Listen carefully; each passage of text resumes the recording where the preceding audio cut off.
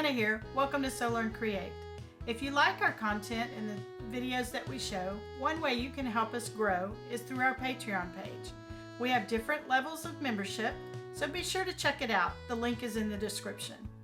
For today's project, we're making a seatbelt cover. So if you're like a lot of people, that seatbelt going across you really is uncomfortable. So this is Velcro, and it's reversible, so you can do two-sided. And it just Velcros onto your seatbelt, so when you're wearing it, it's a little more comfortable. It's great for elderly people, but also for kids. So let's get started. For today's project, the seatbelt cover, you'll need the following supplies. You'll need 2 pieces of fabric that are 6.5 by 8. And I'm going to use this pink flower fabric here. You'll need an outside fabric and a lining fabric, but remember it's reversible, so you could have either one on the outside. You'll need a piece of fusible fleece, and fusible fleece has on one side it's rough, and that's where it has the glue because you can actually adhere it to your material. You'll need some basic sewing supplies, and then you'll need some Velcro, and I get my Velcro at my local Dollar Tree. So the first thing you're going to do, of course, is iron your fabrics. Once they're cut out, iron them to where everything is nice and flat. Then you're going to take your outer fabric. I'm going to use the flowers as my outer fabric. And I'm going to fuse my fleece. So I need to make sure that I pick the rough side. That's where the glue is. And I put it on the wrong side of my fabric. And then to fuse it, you just take a hot iron and you just press it. You don't iron back and forth. You press it and lift your iron up. And it's actually gluing it to my fabric. The one thing you want to be careful when you use any kind of fusible is to make sure that you don't get it on the bottom of your iron.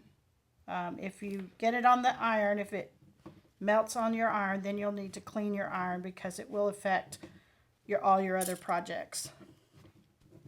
So it doesn't take long if your iron is really hot, and that's the other thing, just be really careful because that iron is super hot. Once I've got it pretty well fused to the back side, then I like to take it over and do the same thing from the front side. And I know it's hard to see on the camera, but I can tell that it's getting a little flatter there. This is a little more raised, and that's telling me that it's really fusing well. I'm going to fuse it all the way across. And remember, I'm pushing down and lifting my iron up. I'm not sliding back and forth. Then once I have it fused, I can kind of check at the corner all the way. Then I will iron it all the way, moving my iron back and forth.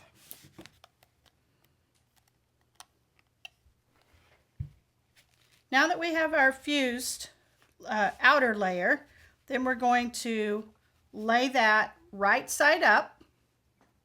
We're going to take our lining fabric and place that right side down, or what I call pretty side to pretty side. And then we're going to stitch this all the way around. And I'm going to use my red and green clip system to tell me we need to leave an opening so we can turn this. So I'm going to put my green clip on the left, and I'm going to leave about 2 fingers width because this is not a very big project. I have my corners here, good. About 2 fingers, and I'm going to put my red clip. And that is where I'm going to leave my opening. So we're going to start at our green, go all the way around stitching, and stop at our red. And then I add clips all the way around on each side, just so my fabrics don't shift on me when I go to the machine. So I'm going to finish clipping this, and then I'll meet you at the machine. Now we're at the machine, and remember we're starting at our green clip, and we're going to stitch all the way around and stop at the red, leaving this small opening so we can turn this project right side out. I'm going to remove my clip, and then I like to keep my outer edge of my foot with the outside edge of my fabric as my seam allowance, which makes it just slightly larger than 1/4 inch. And I like to start with my needle down in my fabric, and that keeps everything lined up nice and neat.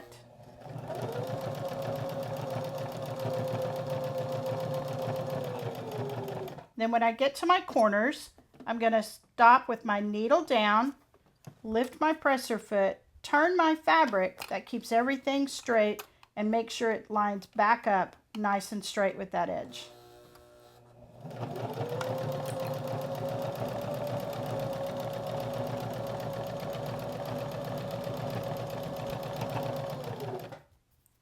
Come to the next corner, lift and turn, and just keep going.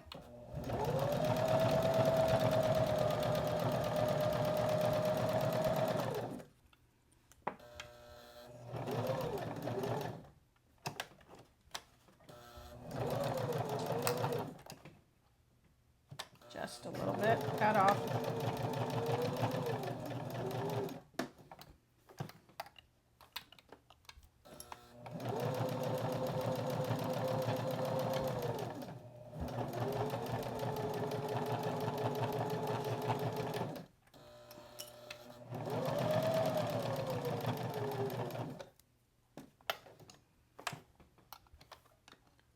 And remember, this is our red clip and we're going to stop. So I like to remove my clip, put my finger there kind of as a reminder of where I need to stop.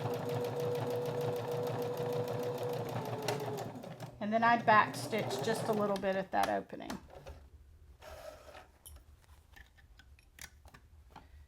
And we've stitched all the way around. We're going to go back to the mat for the next step. Now we've stitched all the way around, and before I turn my project right side out, I always flip my project over and I check to make sure that I don't have any holes, because if I do, now is the time to fix them. So it looks like everything has been caught well. So then I want to turn it and I want to clip my corners, and I want to clip diagonal across my corners to reduce that bulk, but I don't want to clip my stitching. So you just kind of go slow, clip your corners, all four.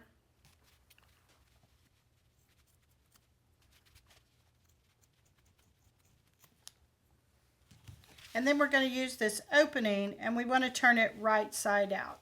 So make sure that you're turning in between your fabrics.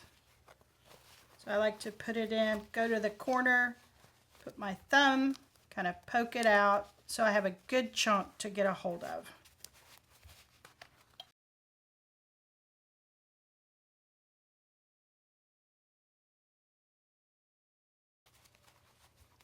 When you're turning something like this, don't worry about it crunching up. You're going to press it so it'll all be nice and crisp once you finish. So I've got it turned. So now I'm going to take, and I use a chopstick. You could use anything, except don't use the point of your scissors because you can poke a hole. And I'm going to poke that chopstick gently to make sure that my corners turn out nice and neat. And then I like to just run it down the seam line, and it kind of helps that seam lay flat. Poke that corner out, just kind of run my chopstick down that seam, makes it lay flat. Get my last corner. And then of course we're going to press it before we do the next step. So when you press it, you want to make sure that the opening fabric turns in slightly. So when we top stitch this, it'll close that opening. And then you always want to press it with your iron, because the flatter your project is when you go to the machine, the easier it stitches. So it's all pressed. So now we're going to go back to the machine and we're going to top stitch. So we're going to start just above this opening, because my opening's right here, and we're just going to top stitch so everything lays nice and flat. So let's go to the machine. Now we're at the machine, and here is our opening, and we're going to start just above that, and I use the inside edge of my foot for my top stitching. That puts it about 1/8 of an inch away, and it'll close this opening up nice and neat. So we're just going to start there.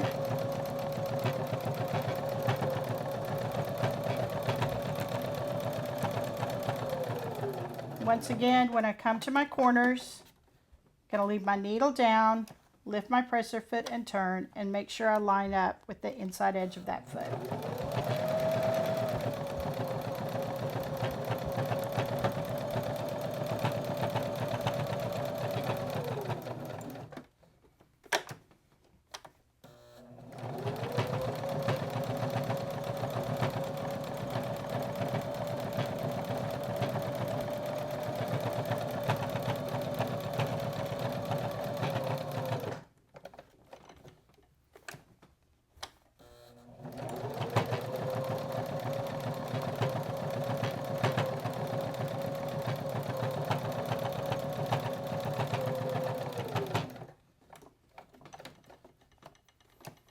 When I come back to this stitching, I'm going to cross it a little bit and then back stitch, and that'll secure that stitching line well.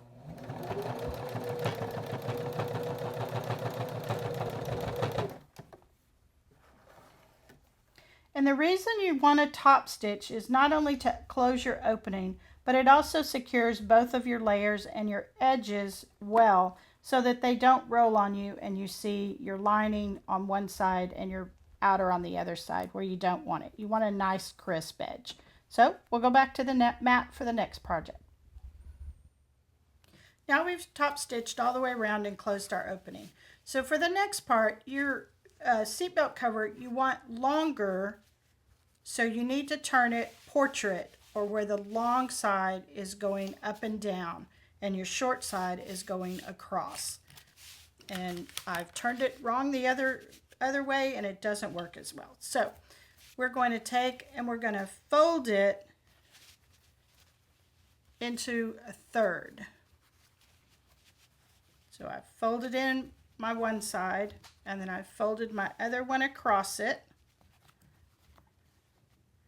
and I'm going to press that.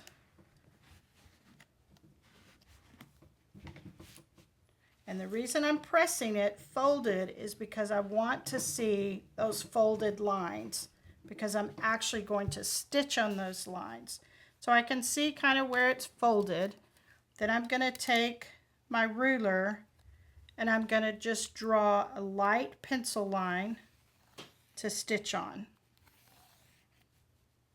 Just draw it dark enough where you can see it. But if you wash this, it will come out. And I'm just using a regular number 2 pencil. So there's my first fold. My second fold line is here. And I'm just going to stitch from top to bottom on those 2 lines. And what those lines do is it helps it fold easier and on around your seat belt. The other thing we need to cut before we go to the machine is our Velcro.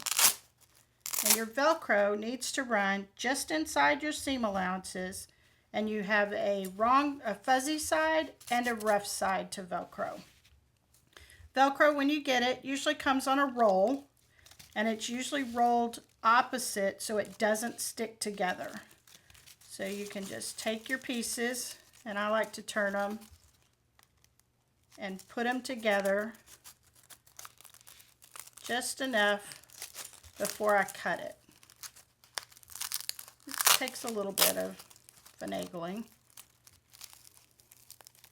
And you could measure this. In my pattern it says about 8 inches, but I found the easiest way to measure it for my particular project based on my seam allowance is just to kind of put it up and get your pencil instead of your chopstick and just draw a line and cut it. And I cut it with both pieces put together.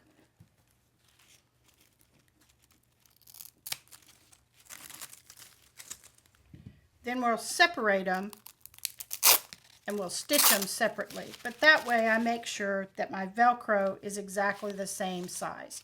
So we'll go back to the machine, we'll stitch these lines and add our Velcro, and we'll be done.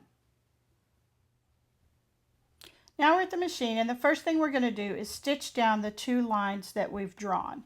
And remember, those lines just help the seat belt cover roll and fold nicer. So we're going to start right here on the edge. We're going to stitch a little bit and then do a back stitch to secure that, and then just stitch straight down that line.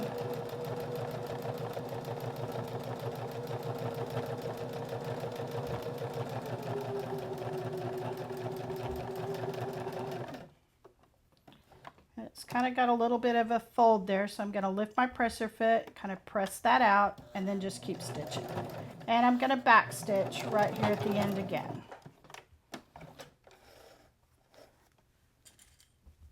Now, anytime you're stitching two straight lines on fabric that is not secured, it's best to do one from one direction and then turn it and do the second one from the opposite direction.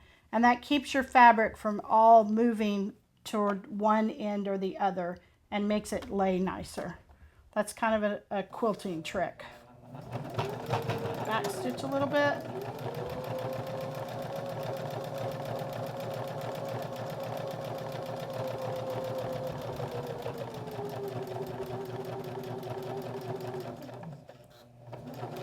And back stitch here at the end.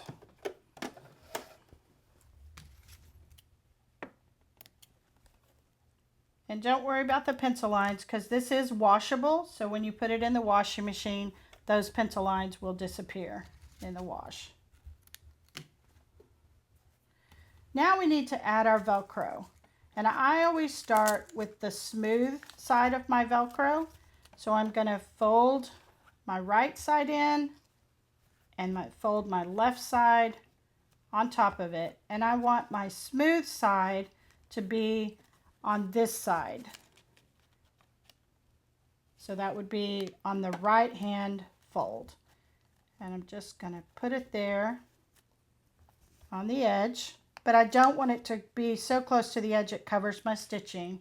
And then I usually just take a clip or a pin and hold it in place.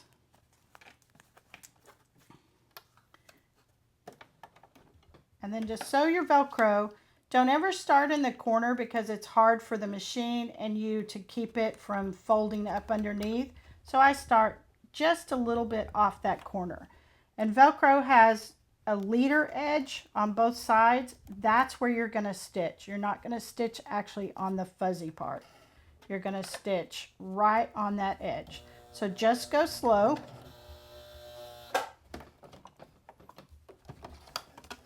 Technical difficulties here.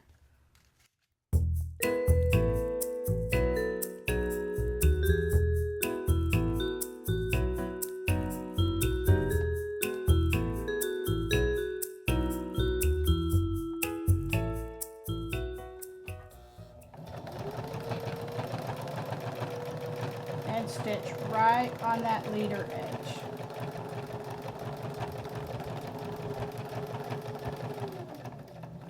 And again, when you get to the bottom with your needle down, lift and turn, and then just keep going across.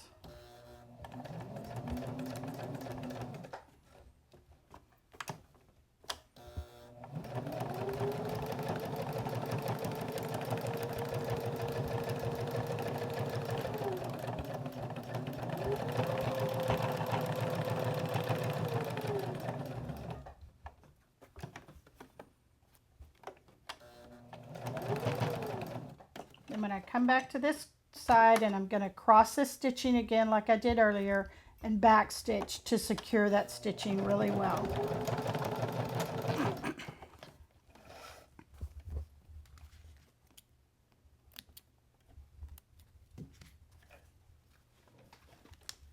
Now to secure the other Velcro,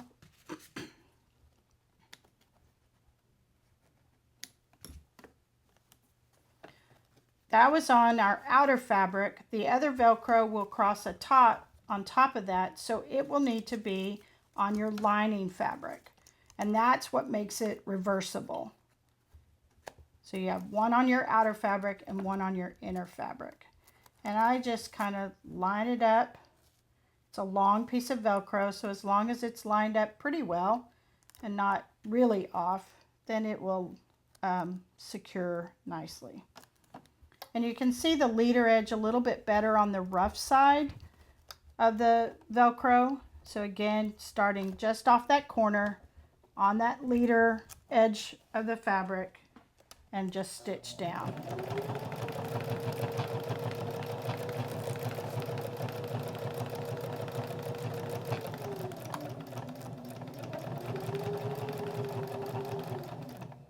Now on the rough side, when you come to the end and you turn, you're actually going to go across that rough surface. So just go slow to make sure that your machine catches. Because sometimes it can catch in, your thread can catch in the rough part and it won't stitch as well. So just make sure that it does catch the stitches.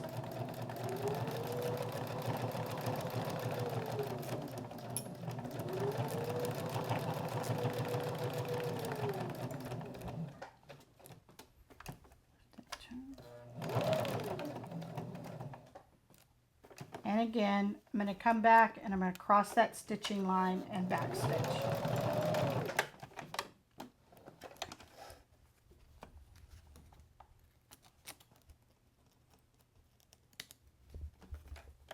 Clip my threads. And then I always, once I pull it out of the machine, just make sure those ends on the rough side really caught well. And it looks like they did. Now you just fold it over and your project is complete. I hope you liked today's project, the seatbelt cover. And be sure to check out our Patreon information in the description. See you in the next one.